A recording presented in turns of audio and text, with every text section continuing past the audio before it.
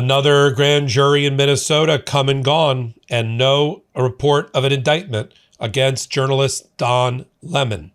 Because Donald Trump has met his match. His name is Chief Judge Schultz. He's a conservative Federalist Society arch Republican, but he's taking it to the Trump administration like perhaps no other judge has done in the last several months. And after I report on what Judge Schultz told the Eighth Circuit Court of Appeals in letters that he wrote to the Eighth Circuit about their attempt to indict or arrest Don Lemon, he effectively exonerates Don Lemon. Is there any doubt now why the Trump administration has publicly reported that they are not going to seek arrest warrants against Don Lemon any longer? Not from a magistrate judge. Their only gambit left is to try to indict him through a grand jury. But we've had several grand jury days come and go and still no indictment. I think when I'm done with this hot take, you'll know why. I'm Michael Popok. You're on the MeidasTouch Network and Legal AF.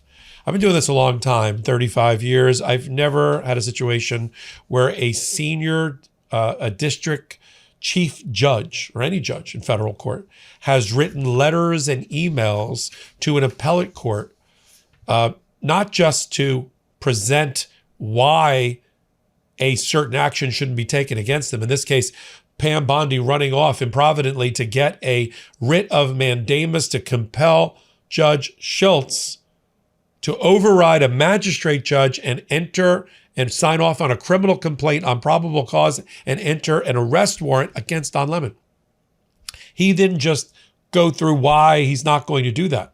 He didn't just tell the Eighth Circuit in these two letters that the procedure is odd, unprecedented, and unheard of in this district or any other district, that there's been no circumstances where a magistrate judge who sits underneath an Article III judge has denied the probable cause for an arrest warrant and have it overridden by a district court judge. Never.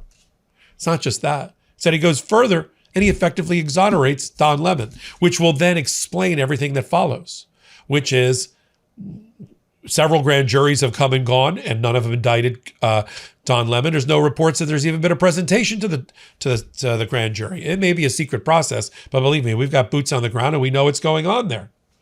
So this all stems, you're on the MeidasTouch Network and Legal AF, by the way. I'm Michael Popok. Hit the free subscribe button. This all stems from a January 18th protest at the city's church in St. Paul, Minnesota. That was covered live on Substack Live and on YouTube for Don Lemon with about 5 protesters who went into the church and protested against somebody in the church being affiliated with ICE.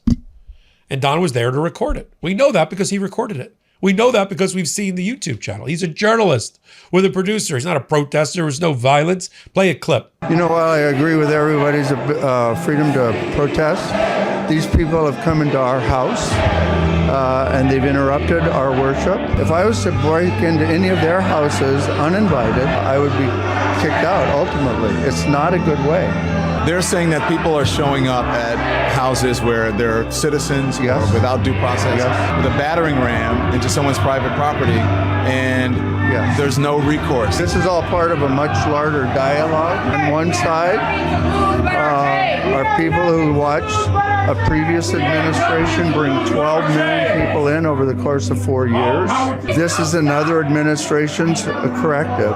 I think I could actually be sympathetic to some of the things where there have been challenges to compassion and decency. At the same time, these are what are called targeted interventions by ICE to keep the American people safe. If I respectfully may interject here, I've been out reporting on a lot of these, and they're not targeted. There are no warrants signed by a judge. Most of the people that they detain don't have criminal convictions or criminal records. I'm not going to get into the weeds. This is You should know that, though. Don't you think that's part of it?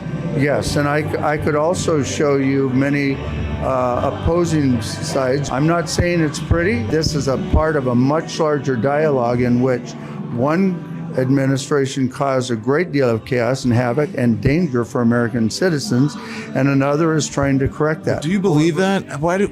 Honestly, Okay. let me talk to you Listen, just on the you're not facts. a journalist. Yes, I am. I want to give you the No, facts. No. That's the interesting thing about this, is that they won't listen to facts. When you pose as a journalist, I am a and you journalist. ask me Journalists give questions, facts. and then you start correcting me with facts and don't have. You shouldn't hear the facts. Of course, That I should most hear of the people facts. who are picked up but are will you not. give me the have facts no- on both sides? That is the facts on both sides. Okay. Now, they then present a few days later, the Department of Justice, to a magistrate judge, Judge Micco, affidavits to support 8 different criminal complaints. Because until you can get an indictment from a grand jury and you need an arrest warrant, you got to go prove probable cause to a magistrate judge in federal court. Now, the magistrate judge sits below an Article 3 judge, district court judge, but has all the power in that arena. And for 3 out of the 8, not named Don Lemon and his producer, magistrate judge said probable cause looks like it's established, go make the arrests. Okay. But he rejected it for Don Lemon and his producer, primarily observing properly that these were journalists. These were journalists covering the story, not violently making the story. Well, Bondi didn't like that because it doesn't play within her narrative and that of the administration, right? This is a administration that goes after journalists and First Amendment speech makers and commentators, going after the Washington Post reporter, try to grab up all of her confidential informants and her sources. And here went after Don Lemon. Full disclosure, I know Don, sat next to him at a wedding. I think it was Ben Meisalis' wedding for MeidasTouch, and there we are. Okay. So now we've got this series of letters, which will explain, I believe, why we don't see the government going after Don Lemon. Neither for an arrest warrant, meaning not going through a magistrate process, nor with ears to the ground, trying to get a grand jury, good luck, in Minnesota to indict Don Lemon. We saw what happened when Donald Trump tries to do these extraordinary, illegal, immoral, abuse of power indictments. Letitia James, not only has her indictment, New York Attorney General, against her for mortgage fraud, twice. Once was kicked by a federal judge. The other one, 2 other times, actually, a grand jury rejected it. That's 3 times they failed to get an indictment against her. James Comey, boom, indictment dismissed. Aging doesn't hit you all at once. For me, it showed up in small ways. Slower recovery after workouts, more stiffness, and energy that wasn't as consistent as it used to be. That's why I want to share with you Qualia Senolytic, a first-of-its-kind formula at the frontier of what's currently possible in the science of human aging. Senolytics are a science field revolutionizing aging. One big culprit behind that middle-aged feeling can be senescent cells, also called zombie cells, that stick around after they're useful and drain your body's energy and resources, leading to lower energy, slower recovery, and joint discomfort. Qualia Senolytic is a groundbreaking, clinically tested supplement with 9 vegan, plant-derived compounds that help your body naturally eliminate senescent cells. You take it just 2 days a month to support better aging at the cellular level. It's also vegan, non-GMO, and tested by leading scientists. Since taking Qualia Senolytic, I felt more consistent energy support, less soreness after exercise, and a boost in productivity. It's helped me feel more youthful and energized. Experience the science of feeling younger. Go to qualiaLife.com/legalAF for up to 50% off your purchase and use code legalAF for an additional 15%. That's qualiaLife.com/legalAF for an extra 15% off your purchase. Your older self will thank you. And thanks to Qualia for sponsoring this episode. So here's what the magistrate judge says after Bondi runs to the 8th Circuit to try to get the 8th Circuit to issue what's called a writ of mandamus to compel this district court judge to override the magistrate judge and issue an arrest warrant and sign off on her criminal complaint. They didn't even have the courtesy, apparently, to inform Judge Schiltz, chief judge, Republican, that they were going to do this. So the 8th Circuit wrote to Judge Schiltz, who happened to be home caring for a child, and asked for his opinion about the mandamus. And here's what he said. And I think the snarkiness was intended. He says, I received an email from the Eighth Circuit in re United States of America, asking me to file a response at my discretion to the petition for writ of mandamus by 2 p.m. Friday, January 23rd. The judge says, this is the first that I heard of any petition for a writ of mandamus. The United States didn't have the courtesy of giving me a copy. I'm unable to access my documents, and they are sealed, apparently even from me. So I have been given about 2.5 hours to respond to a mandamus petition that I've not read and cannot read. Apparently, I'm supposed to guess what the petition is about and guess what the mandamus petition says and then respond. So I will do so.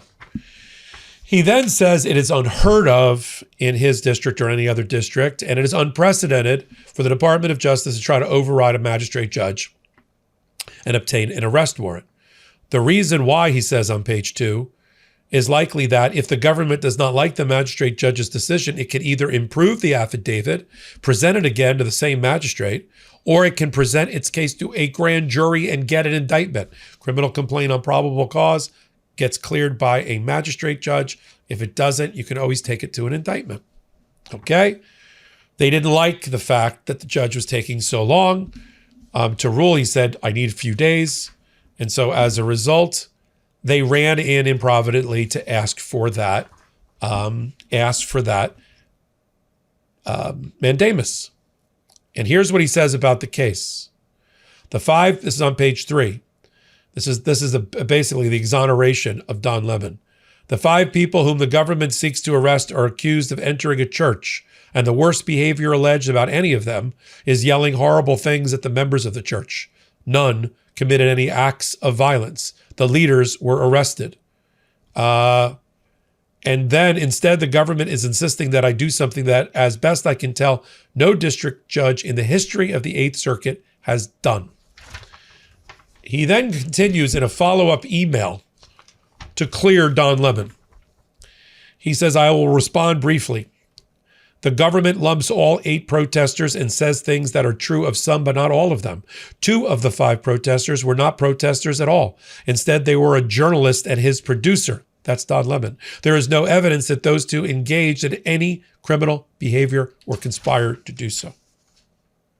Judge Schultz has challenged the Department of Justice to go to a grand jury. And there's been several grand juries, including one on Tuesday, and yet no indication there's been a presentation, certainly no return of an indictment. Got that. He's effectively exonerated Don Lemon. Can't ask for more than that if you're a defense lawyer.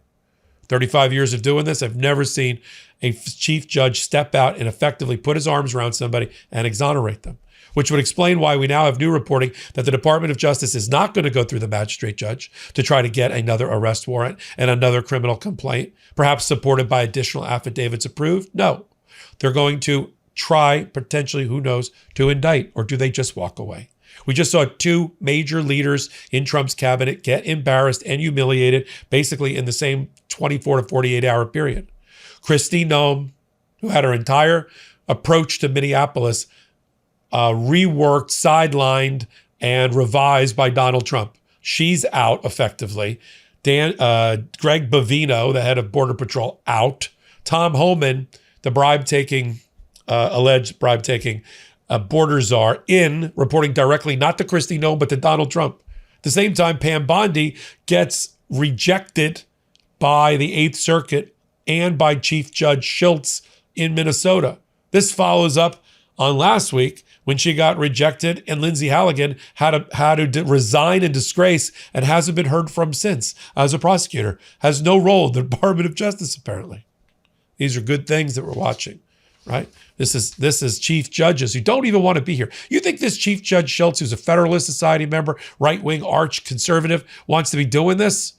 No, but he will. Earlier today, he issued an order of possible contempt against Todd Lyons, the head of ICE. He said either release this one detainee who's been illegally over and in contempt, been held without a bail hearing, without a bond hearing, release him immediately or show up on Friday to tell me why you're not in contempt. And then the Trump administration released him. Yeah. Good things happen when you continue to exert pressure, right? This is, right? If you bring the heat, you're going to melt ice. And that's what we're working on right now, folks. Glad you're here on the MeidasTouch Network and on Legal AF. Take a minute, hit the free subscribe button here and the same free subscribe button over on Legal AF YouTube channel. So until my next report, I'm Michael Popok.